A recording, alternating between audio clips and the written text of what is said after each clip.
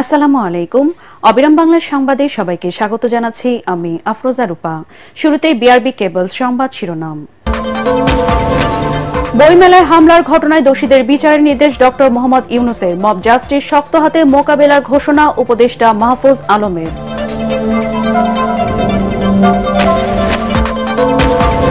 সাবেক মন্ত্রী দীপঙ্কর তালুকদার, হবিগঞ্জের এমপি মজিদ খান ও জয়পুরহাটের আওয়ামী লীগ নেতা আনোয়ার গ্রেফতার। সাভারের সাবেক স্বরাষ্ট্রমন্ত্রী ইটভাটায় অভিযান।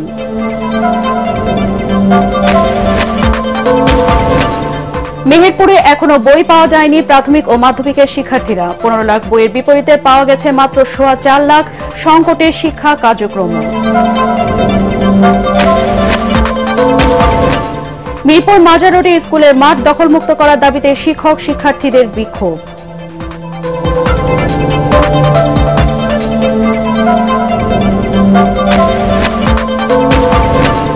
এবং মাঘের শেষে শীতের তীব্রতা, রাজধানীতে বৃষ্টির মতো ঝরছে কুয়াশা।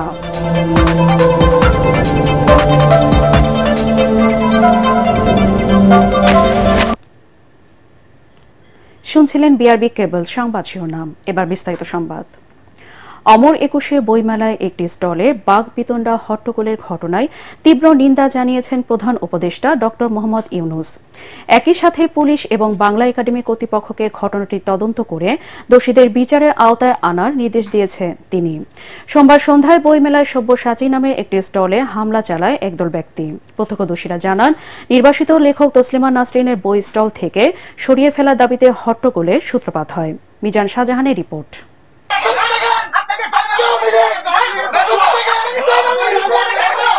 বইমেলায় তসলিমা নাসরিনের বই বিক্রি নিষিদ্ধের দাবিতে বেশ কয়েকদিন ধরেই সামাজিক যোগাযোগ মাধ্যমে প্রচারণা চালাচ্ছিল একটি চক্র।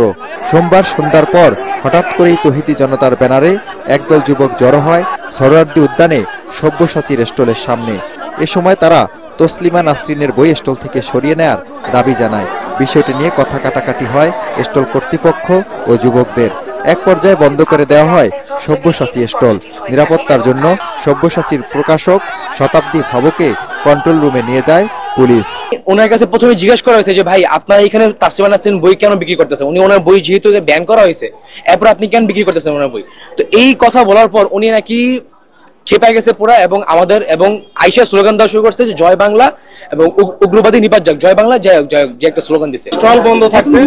দুই নম্বর, তার বিরুদ্ধে যে অভিযোগ আছে তাকে আমরা এখন গ্রেফতার করতেছি, নিয়ে যাব, থানায় নিয়ে যাব।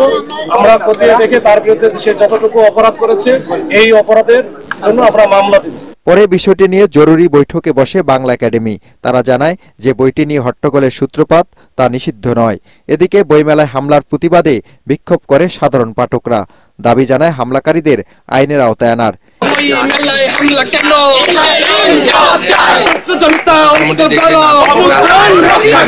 গতকাল সারাদিন জুড়ে অনলাইন জুড়ে একটা গোষ্ঠী একটা উস্কানি দেওয়ার জন্য, হামলা করার জন্য পায়তারা চালিয়েছ। এত কিছুর পরেও আমরা দেখতে পেলাম এই রাষ্ট্র বইমেলার নিরাপত্তার জন্য, প্রকাশনের নিরাপত্তার জন্য কোনো ব্যবস্থা গ্রহণ করলো না। এই ঘটনার তীব্র নিন্দা জানিয়েছেন প্রধান উপদেষ্টা ডক্টর মোহাম্মদ ইউনূস। রাতে প্রেস উইং থেকে পাঠানো বিবৃতিতে জানানো হয়, অমর একুশে বইমেলায় এ ধরনের বিশৃঙ্খল আচরণ বাংলাদেশের নাগরিকের অধিকার ও দেশের আইন উভয়ের প্রতি অবজ্ঞা প্রদর্শন করে। মেলায় নিরাপত্তা জোরদার করতে এবং এই তাৎপর্যপূর্ণ স্থানে যেন কোনো অপ্রীতিকর ঘটনা না ঘটে তা নিশ্চিত করতে পুলিশকে সব ধরনের ব্যবস্থা নিতে নির্দেশ দেওয়া হয়েছে। মিজান শাহজাহান, এটিএন বাংলা, ঢাকা। অন্তর্বর্তী সরকারের উপদেষ্টা মাহফুজ আলম মব বন্ধের আহ্বান জানিয়েছেন। তিনি জুলাই গণ অভ্যুত্থানের পক্ষে হলে দেশের মানুষকে মব বন্ধের আহ্বান জানান। বলেন, যদি মব করা হয় তাহলে তাদের ডেভিল হিসেবে গণ্য করা হবে। সোমবার রাতে নিজের ভেরিফাইড ফেসবুক পেজে হুঁশিয়ারি দিয়ে মাহফুজ আলম বলেন, আইন নিজের হাতে তুলে নেওয়া কারো কাজ নয়। কথিত আন্দোলন আর মবের মহড়া সবকিছু এখন থেকে শক্ত হাতে মোকাবেলা করা হবে বলেও জানান তিনি। রাষ্ট্রকে অকার্যকর এবং ব্যর্থ প্রমাণের চেষ্টা করা হলে এক বিন্দু ছাড় দেওয়া হবে না বলেও উল্লেখ করেন এই উপদেষ্টা। সাবেক মন্ত্রী দীপঙ্কর তালুকদার হবিগঞ্জ ২ আসনের সাবেক এমপি আব্দুল মজিদ খান ও সদর জয়পুরহাট উপজেলা আওয়ামী লীগের সভাপতি আনোয়ার হোসেনকে গ্রেফতার করেছে আইন শৃঙ্খলা বাহিনী। পার্বত্য জেলা রাঙ্গামাটি থেকে নির্বাচিত আওয়ামী লীগের সাবেক মন্ত্রী দীপঙ্কর তালুকদারকে সোমবার সন্ধ্যায় রাজধানীর সোভানবাগ থেকে গ্রেফতার করে মহানগর গোয়েন্দা পুলিশ ডিবি। বিষয়টি নিশ্চিত করে ডিএমপির মিডিয়া অ্যান্ড পাবলিক রিলেশনস বিভাগের উপকমিশনার তালিবুর রহমান জানান, তার বিরুদ্ধে বৈষম্যবিরোধী আন্দোলনের ঘটনায় বিভিন্ন থানায় হত্যা সহ একাধিক মামলা রয়েছে। অপরদিকে হবিগঞ্জ ২ আসনের সাবেক সংসদ সদস্য আব্দুল মজিদ খানকে রাতে রাজধানীর ফার্মগেট এলাকা থেকে গ্রেফতার করে আইন শৃঙ্খলা বাহিনী। আব্দুল মজিদ খান দীর্ঘদিন জেলা আওয়ামী লীগের সাংগঠনিক সম্পাদক ও সাধারণ সম্পাদকের দায়িত্ব পালন করেছেন। এদিকে জয়পুরহাটে বৈষম্যবিরোধী ছাত্র আন্দোলনের ২টি হত্যা সহ ৬টি মামলার পলাতক আসামি সদর উপজেলা আওয়ামী লীগের সভাপতি আনোয়ার হোসেনকে গ্রেফতার করেছে পুলিশ। শহরের খঞ্জনপুর এলাকায় অভিযান চালিয়ে তাকে গ্রেফতার করা হয়। সাভারের আশুলিয়ায় পলাতক সাবেক স্বরাষ্ট্রমন্ত্রী আসাদুজ্জামান কামালের মালিকানাধীন সাভার রিফ্র্যাক্টরিজ লিমিটেড ইটভাটায় অভিযান চালিয়েছে ভ্রাম্যমাণ আদালত। এই অভিযানের নেতৃত্ব দেন সাভার উপজেলার সহকারী কমিশনার ভূমি ও নির্বাহী ম্যাজিস্ট্রেট জহিরুল আলম। এ সময় হরিণ, কবুতর, গরু, ভেড়া, ইমু পাখি উদ্ধার করা হয়। ইটভাটায় মেয়াদ উত্তীর্ণ লাইসেন্স ব্যবহার করে ইট প্রস্তুত করার অভিযোগে ভাটা ম্যানেজারকে নগদ ৩ লাখ টাকা জরিমানা করা হয়। সাবেক স্বরাষ্ট্রমন্ত্রী ক্ষমতায় থাকতে এখানে মাঝে মাঝে এসে সময় কাটাতেন। এছাড়া একই অভিযোগে আশুলিয়ার মির্জানগর এলাকায় কনফোর্স লিমিটেড নামের একটি ইট ভাটাকে নগদ ৩ লাখ টাকা জরিমানা করা হয়।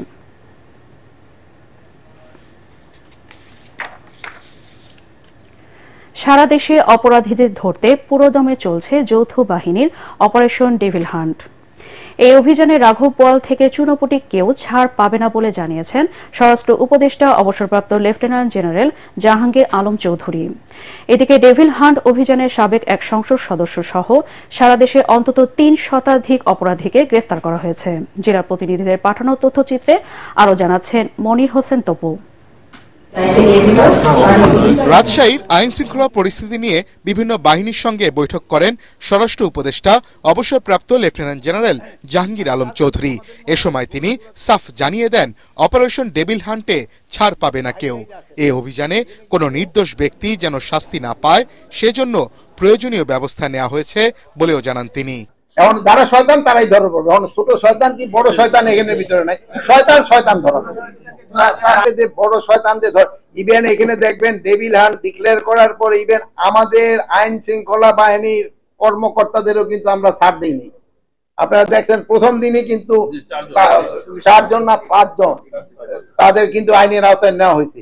এই ক্ষেত্রে বড় ছোট কোনো ভেদাভেদ নাই, যে আসবে এই জালে সে ধরা পড়বে। এদিকে গাজীপুরে অভিযানে জেলা পুলিশ 21 জন ও মহানগর পুলিশ 79 জনকে গ্রেফতার করেছে। শ্রীপুরে আত্মগোপনে থাকা সিরাজগঞ্জ 6 আসনের আওয়ামী লীগের সাবেক এমপি চয়ন ইসলাম ও কাশিমপুর থানার 1 নম্বর ওয়ার্ড আওয়ামী লীগের সাধারণ সম্পাদক শামসুল আলম গায়েনকে গ্রেফতার করে পুলিশ। আর গাজীপুর মহানগর যুব মহিলা লীগের সভাপতি আনোয়ারা সরকারকে উত্তরা থেকে হেফাজতে নেয় আইন শৃঙ্খলা বাহিনী। অপারেশন ডেভিল হান্টের দ্বিতীয় দিনে জামালপুরে 6 জনকে গ্রেফতার করা হয়েছে। এদের মধ্যে মাদারগঞ্জ পৌর আওয়ামী লীগের যুব ও ক্রীড়া বিষয়ক সম্পাদক মির্জা বাদল সহ আওয়ামী লীগ এবং নিষিদ্ধ ঘোষিত ছাত্রলীগের নেতাকর্মী রয়েছে। ঠাকুরগাঁয়ে বিশেষ অভিযানে বিদেশি পিস্তল সহ সোহেল রানা নামে এক যুবককে গ্রেফতার করেছে পুলিশ। সোমবার ভোর রাতে পৌর শহরের গোবিন্দনগর এলাকা থেকে অস্ত্র সহ ওই যুবককে আটক করা হয়।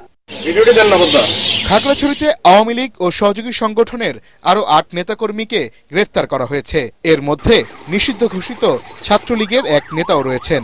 এ নিয়ে গত দুদিনে 12 জনকে গ্রেফতার করা হয়েছে। এদিকে ভোররাতে যৌথ বাহিনী অভিযান চালিয়ে মোংলার চাঁদপাই এলাকা থেকে গ্রেফতার করা হয়েছে যুবলীগ, স্বেচ্ছাসেবক লীগ, ছাত্রলীগের 3 নেতাকর্মীকে। দুষ্কৃতিকারীদের গ্রেফতারে সারা দেশে অভিযান অব্যাহত রেখেছে operation devil hunt. Monir Hossain Tapu, ATN Bangla. দর্শক, গাজীপুরে অপারেশন ডেভিল হান্টের সবশেষ খবর জানাচ্ছেন আমাদের জেলা প্রতিনিধি মাজহারুল ইসলাম মাসুম। যাদেরকে গ্রেপ্তার করা হয়েছে তাদেরকে আমরা দেখেছি যে গতকাল আদালতে পাঠানো হয়েছে। আজকে রাতে যাদেরকে গ্রেপ্তার করা হয়েছে কিছুক্ষণের মধ্যে আদালতে পাঠানো হবে।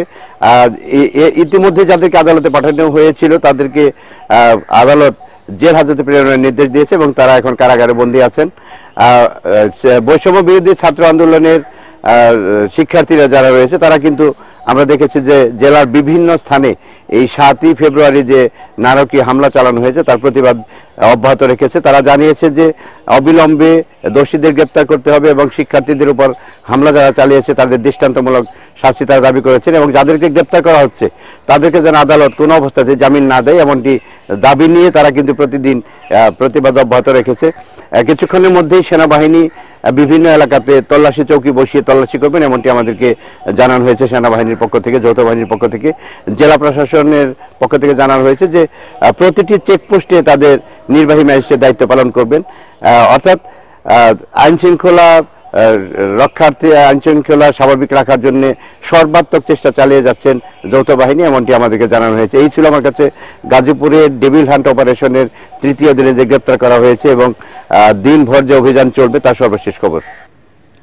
মেহেরপুরে বই সংকট নিয়েই চলছে প্রাথমিক ও মাধ্যমিক স্কুলের শিক্ষা কার্যক্রম। বছরের শুরুতে নতুন বই দেওয়ার কথা থাকলেও এখনো পৌঁছায়নি কয়েকটি শ্রেণীর বই। প্রায় 15 লাখ বইয়ের চাহিদার বিপরীতে পাওয়া গেছে মাত্র 4.25 লাখ। পরিবর্তিত সিলেবাসে নতুন পাঠ্যপুস্তক ছাড়া পাঠদান কার্যক্রমে বেগ পেতে হচ্ছে শিক্ষকদের। এমন পরিস্থিতিতে পড়াশোনায় আগ্রহ হারিয়ে ফেলছেন শিক্ষার্থীরা। মেহেরপুর থেকে উন্মে রোজিনার পাঠানো প্রতিবেদন জানাচ্ছেন জাহিদুল আলম। মেহেরপুর সদরের গোপালপুর মাধ্যমিক বিদ্যালয়ে এভাবে ফটোকপি দিয়ে শিক্ষার্থীদের পাঠদান কর্মসূচি চালু রেখেছে স্কুল কর্তৃপক্ষ। বছরের প্রথম মাসটি পেরিয়ে গেলেও নবম দশম শ্রেণীর বিষয়ভিত্তিক বইগুলো পাননি শিক্ষার্থীরা। সপ্তম অষ্টম শ্রেণীতে বই দেয়া হয়েছে 2টি বা 3টি, আর দুর্ভাগা পঞ্চম ও সপ্তম শ্রেণীর শিক্ষার্থীরা তো বই পাননি একটিও। খেলাধুলা, ছবি আঁকা আর সহশিক্ষা কার্যক্রম দিয়েই শেষ করছেন মূল্যবান একাডেমিক সময়। অন্যান্য স্কুলগুলোর অবস্থাও অনেকটা একই রকম। ক্লাস 6 এর মোটেও কোনো বই পাইনি, ক্লাস 7 এর বাংলা ইংরেজি গণিত, ক্লাস 8 এর 2টা পেয়েছি। যে বইগুলো আমরা এখনো পাইনি নতুন যেগুলো ওগুলারই পুরাতন যে বই মানে আগের সালের বই ওরা কিন্তু সংগ্রহ করেছে। আমরা বলে দিয়েছিলাম স্যাররা 3টা করে ক্লাস বই না থাকলেও আমরা বলেছি যার যার বেসিক সাবজেক্ট সেই সাবজেক্ট অনুসারে তারা সাবজেক্ট সম্পর্কে ধারণা দিবে। এদিকে বই না থাকায় লেখাপড়ায় আগ্রহ হারিয়ে ফেলছেন অনেক শিক্ষার্থী। বই পেতে দেরি হওয়ায় শঙ্কা রয়েছে সময় মতো সিলেবাস শেষ না করতে পারার। 3টা বই দিয়েছে, আমরা পড়াশোনা ভালো করতে পারছি না। আসলে এখন যদি আমাদের বই না দেয় তাহলে আমরা পড়ালেখা আরো পিছিয়ে যাব। বইয়ের বিষয়ে ঊর্ধ্বতন কর্তৃপক্ষকে গুরুত্ব দিয়ে জানানো হচ্ছে বলে জানিয়েছেন শিক্ষা অফিসাররা। বই চলে আসছে, তারপর 2-1টা বই যদি না পাওয়া যায় সেটি এনসিটিভির ওয়েবসাইট থেকে ডাউনলোড করে শিক্ষক পাঠ পরিকল্পনা অনুযায়ী কতটুকু পড়াবেন যে বইগুলো পেয়ে থেকে আমরা প্রতিদিন আমাদের ঊর্ধ্বতন কর্তৃপক্ষকে রেগুলার আমরা আপডেট জানাই, তারা আবার ঢাকাতে ঊর্ধ্বতন কর্তৃপক্ষ জানায়, এভাবে প্রতিদিন আমরা আপডেট তথ্য দিয়ে থাকি। শিক্ষার্থীদের কাছে নতুন বছর মানেই নতুন বই। আনকোরা এই বইগুলো পড়তে তাদের আগ্রহ থাকে তুঙ্গে। তবে জেলায় মাধ্যমিক ও প্রাথমিক বিদ্যালয়গুলোতে প্রায় 14,85,000 বইয়ের চাহিদা থাকলেও পাওয়া গেছে মাত্র 4,25,000-এর মতো। Bureau report, ATN Bangla.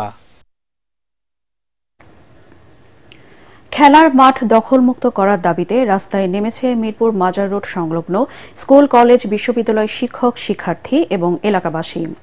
Gabtali মাঠ নামে পরিচিত জায়গাটি মিরপুর সিদ্ধান্ত হাই স্কুলের নামে থাকলেও এলাকাবাসীর অভিযোগ বিগত সরকারের সময় রাজনৈতিক মদদে তা বেদখল হয়ে যায়। প্রয়োজনীয় ব্যবস্থা গ্রহণ করা না হলে লাগাতার বিক্ষোভের ডাক হুঁশিয়ারি দেন এলাকাবাসী। রিপোর্ট করছেন SM আশরাফ। এই কিশোরীরা আর কি বা করতে পারে? আগুন ঝরা কণ্ঠে ওরা বলছে তাদের মাঠটা ফিরিয়ে দিতে। যদিও স্লোগানে বিদ্যুৎ, তবে স্কুল শিক্ষার্থীদের আকুতি তাদের খেলার জায়গাটা যেন দখলমুক্ত করা হয়। এভাবে শিশু থেকে বৃদ্ধ সবাই এক কাতারে, বয়সের ভিন্নতা থাকলেও তাদের চাহিদা মিশেছে এক সুরে। এই মাঠে বড় বড় সালাউদ্দিন সাহেব খেলে গেছে, প্রতাপ খেলে গেছে, কাকন খেলে গেছে, অনেকেই মাঠে বড় বড় প্লেয়াররা খেলে গেছে। আমরা পুরোটা মাঠটা আমরা চাই। ব্রাদার্স ইউনিয়ন আমরা এদের সব খেলা দেখছি। তৎকালীন সময়ে গোলকিপার ছিল পিরিস শ্রীলঙ্কার, সেও এখানে খেলছে। তা আমরা আবার চাই আমাদের এখানে অনুষ্ঠানগুলো হোক। মাঠের অভাবে যেটা হয়ে যাচ্ছে, ছেলেপেলে অ্যাডিক্টেড হয়েছে, কিশোর গ্যাং তৈরি হইতেছে, কিন্তু আমাদের মাঠের এরকম জাতীয়ভাবে এটা ক্রাইসিস মাঠের। আর এখানে একটা বৈধ মাঠ আছে, সেটাকে আমরা সংরক্ষণ না করতে পারলে এটা খুবই খারাপ, সমাজের জন্য খারাপ। এলাকাবাসী বলছে 107 বছর আগে মরহুম মুন্সি লাল মিয়া মিরপুর সিদ্ধান্ত হাই স্কুলের নামে 1.7 একর আয়তনের এই মাঠটি ওয়াকফ করে যান, কিন্তু বিগত সরকারের সংসদ সদস্য আসলামের ছত্রছায়ায় তা বেদখল হয়ে যায়। এটার দখলদার যারা, ওরা সবসময় মিথ্যা বিভ্রান্তি দিয়ে এই এলাকার জনগণে বলছে ওদের মাঠ এটা আসলে কিছু না, মাঠটা অনলি ফর স্কুল, সিদ্ধান্ত স্কুলে। সিদ্ধান্ত হাই স্কুলের প্রধান শিক্ষক বলেন, ক্ষমতাধরদের প্রভাবে তাদের মাঠ বেদখল হয়ে গেছে। এক সময় দেখা গেছে মাঠটা আমাদের পরিপূর্ণ দখলে নাই। এটা যখন আমরা জানতে পেরেছি, আমরা হাইকোর্টে শরণাপন্ন হয়েছি। হাইকোর্ট মাঠ আমাদের এই বলে একটা রায় দিয়েছে 2016 সালে। এই অবস্থা চলমান আছে। ইন দি মিন টাইম আমরা কি করলাম, আমি জয়েন করার পরে সিটি কর্পোরেশনের মাধ্যমে আমাদের যত পেপারস আছে সব পেপারসগুলো আমরা উদ্ধার করেছি। আমরা একজন আইনজীবী নিয়োগ দিয়েছি। আমরা প্রক্রিয়ার মধ্যে আছি। আমরা নিজেরাও সুসংগঠিত হচ্ছি যে কিভাবে মাঠটাকে পরিপূর্ণ আমাদের দখলে নিয়ে আসা যায়। মাঠটি ঢাকা 14 আসনের 10 নম্বর ওয়ার্ডে কর্মসূচিতে সাধারণ মানুষদের সাথে রাজনৈতিক ব্যক্তিরাও একাত্মতা প্রকাশ করেন। S M Ashraf, ATN Bangla, Dhaka. মাঘের শেষ দিকে এসে ঢাকায় ফের কিছুটা শীতের তীব্রতা দেখা যাচ্ছে। সকালে কুয়াশার চাদরে মোড়ানো ছিল ঢাকা, সেই সঙ্গে বৃষ্টির মতো ঝরেছে কুয়াশা, আর তাতে অনুভূত হচ্ছে শীত। কুয়াশার কারণে যানবাহনগুলোকেও ধীর গতিতে চলতে দেখা গেছে। এর আগে সোমবার সন্ধ্যায় আবহাওয়া অধিদপ্তরের দেয়া পূর্বাভাসে বলা হয়েছে, আগামী 24 ঘন্টায় অস্থায়ীভাবে আংশিক মেঘলা আকাশ সহ সারা দেশের আবহাওয়া প্রধানত শুষ্ক থাকতে পারে। তবে শেষ রাত থেকে ভোর পর্যন্ত সারা দেশে হালকা থেকে মাঝারি ধরনের কুয়াশা পড়তে পারে। সেই সঙ্গে সারা দেশে রাত ও দিনের তাপমাত্রা 1 থেকে 2 ডিগ্রি সেলসিয়াস বৃদ্ধি পেতে পারে। এছাড়া আগামী 5 দিনের প্রথমার্ধে রাতের তাপমাত্রা হ্রাস পেতে পারে বলেও জানিয়েছে সংস্থাটি। আবহাওয়াবিদ এ কে নাজমুল হক জানান, বাতাসে জলীয় বাষ্পের পরিমাণ বেশি থাকায় এমন ঘন কুয়াশার সৃষ্টি হয়েছে। এটা দ্রুতই কেটে যাবে। আজ দেশের সর্বনিম্ন তাপমাত্রা রেকর্ড করা হয়েছে পঞ্চগড়ের তেঁতুলিয়ায় 11.4 ডিগ্রি সেলসিয়াস, আর রাজধানীতে সর্বনিম্ন তাপমাত্রা 18 ডিগ্রি সেলসিয়াস। ঝিনাইদহে খেতে পোকামাকড় দমনে কীটনাশকের প্রয়োগ যেমন বাড়ছে, তেমনি স্বাস্থ্যবিধি না মেনে ফসলে কীটনাশক প্রয়োগ করছে কৃষকরা। এতে বাড়ছে স্বাস্থ্য ঝুঁকি। কৃষকদের অভিযোগ, কীটনাশক ব্যবহারে কৃষি অধিদপ্তরের সহযোগিতা পান না তারা। এদিকে কৃষি অধিদপ্তরের কর্মকর্তারা বলছেন, কৃষকদের সচেতন করতে নানা রকম পরামর্শ দেওয়া হচ্ছে। ঝিনাইদহ থেকে নিজাম জোয়ারদার বাবলুর রিপোর্ট, জানাচ্ছেন মিজান শাহজাহান। ফসলের উর্বরতা বৃদ্ধি ও পোকামাকড় দমনে পেঁয়াজ খেতে কীটনাশক স্প্রে করছেন ঝিনাইদহের শৈলকুপা উপজেলার আশুরহাট গ্রামের কৃষক জাকিরুল ইসলাম। ফসল সুরক্ষায় এত সব আয়োজন থাকলেও নিজের স্বাস্থ্য সুরক্ষায় কোনো ব্যবস্থাই নেননি তিনি। আমরা তো সচেতন না, এই কারণে আমাদের এই সব ব্যবহার করা হয় না। শুধু জাকিরুল ইসলামই নয়, ঝিনাইদহ জেলা জুড়ে দেখা মিলবে একই চিত্রের। কীটনাশক প্রয়োগের সময় মুখে মাস্ক, হাতে গ্লাভস, চোখে চশমা ব্যবহারের নিয়ম থাকলেও তা মানছেন না কেউই। কীটনাশক প্রয়োগের সময় স্বাস্থ্য সুরক্ষা বিধি না মানায় কৃষকরা ক্যান্সার, শ্বাসকষ্ট, এজমা সহ আক্রান্ত হচ্ছেন বিভিন্ন রোগে। খেতে ওষুধ দিতে আসে, মানে ওষুধ আমার ওই চোখে গেছে, চোখে দেওয়ার পরে আমি চোখ দিয়ে চোখটা লাল হয়ে গেছে, কিন্তু দেখতে ঝাপসা। মাস্ক ব্যবহার করতে হয় বা চশমা ব্যবহার করতে হয়, এগুলো আমরা জানি না। এই আমরা কৃষি অফিস থেকে আমরা আমাদের এগুলো বলিনি। এদিকে চাষিদের বিভিন্ন সময় স্বাস্থ্য সুরক্ষায় পরামর্শ দেওয়া হচ্ছে বলে জানালেন কৃষি বিভাগের কর্মকর্তারা। কিভাবে বালাইনাশক স্প্রে করতে হবে বা ব্যবহার করতে হবে, কিন্তু আমরা তাদেরকে ডেমো করেও দেখাই। যথেচ্ছ ব্যবহার করা এবং এটার সময় তারা যে সুরক্ষার ব্যাপারে যে উদাসীন থাকে, এই কারণেই এটা হয়ে থাকে।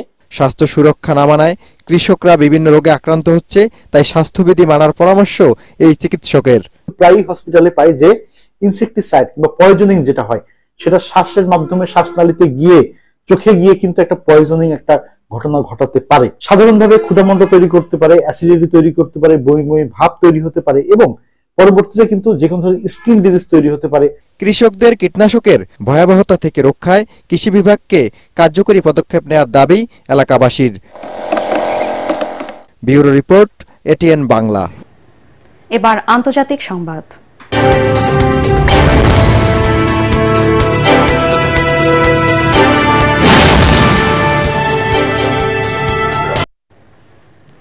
শিশুদের সঙ্গে নিয়ে হজে যাওয়ার উপর নিষেধাজ্ঞা আরোপ করেছে সৌদি আরব। দেশটির হজ ও ওমরা মন্ত্রণালয় জানায়, হজের সময় প্রচণ্ড ভিড়ের মধ্যে শিশুদের নিরাপত্তা ও সার্বিক মঙ্গলের কথা বিবেচনা করে তাদের সঙ্গী হিসেবে আনা থেকে বিরত থাকতে বলা হয়েছে। জানানো হয়, হজ করার জন্য শিশুদের ন্যূনতম বয়স হতে হবে 12 বছর। এছাড়া এর আগে যারা হজ করতে পারেনি, এবারও তারাই অগ্রাধিকার পাবেন বলে জানানো হয়েছে।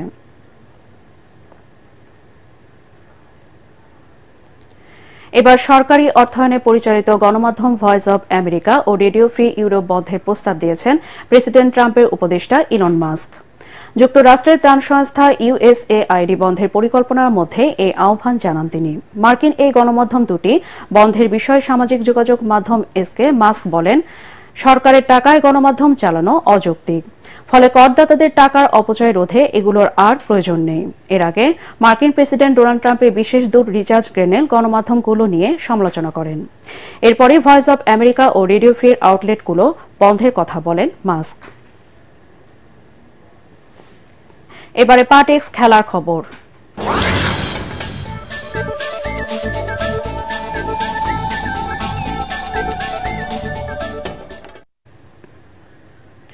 চ্যাম্পিয়ন্স ট্রফির জন্য বিপিএল এ খেলা আদর্শ প্রস্তুতি নয়, জাতীয় ক্রিকেট দলের দ্বিতীয় দিনের প্রস্তুতি শেষে এমনটাই জানান প্রধান coach Phil Simmons. Mirpur Sher-e-Bangla স্টেডিয়ামে তাই টি-20 মেজাজ থেকে ওয়ানডে ফরম্যাটে মানিয়ে নিতে ব্যস্ত ক্রিকেটাররা। তবে কোচ সিমন্স আত্মবিশ্বাসী যে দ্রুততম সময় তার শিষ্যরা 50 ওভারের মানসিকতায় ফিরে আসতে পারবে। পরাগ আরমানের রিপোর্ট।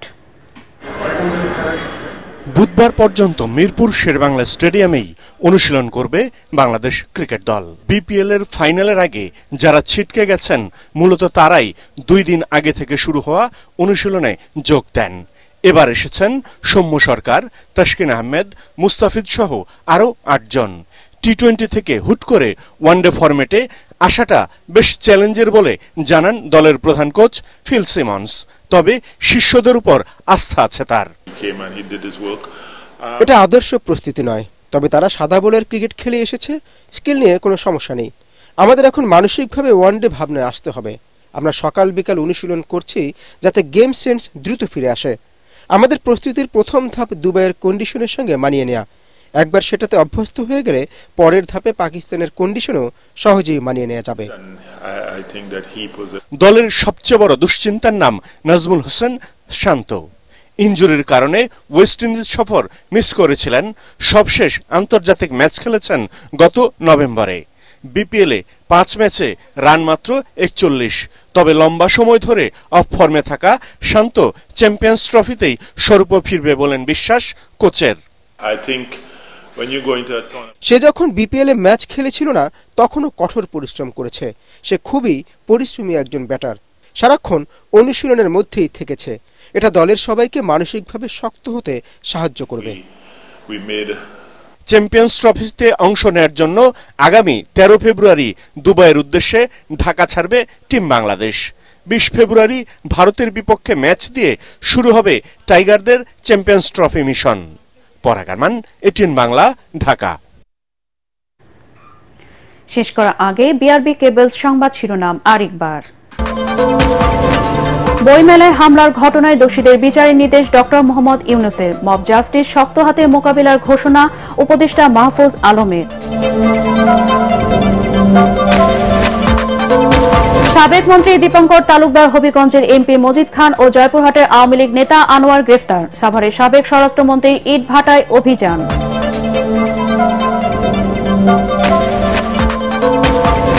মেহেরপুরে এখনো বই পায়নি প্রাথমিক ও মাধ্যমিকের শিক্ষার্থীরা। 15 লাখ বইয়ের বিপরীতে পাওয়া গেছে মাত্র 1.25 লাখ। সংকটে শিক্ষা কার্যক্রম।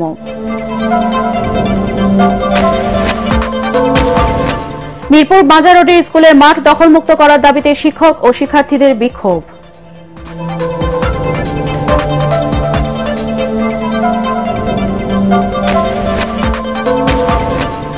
মাঘের শেষে শীতের তীব্রতা, রাজধানীতে বৃষ্টির মতো ঝরছে কুয়াশা।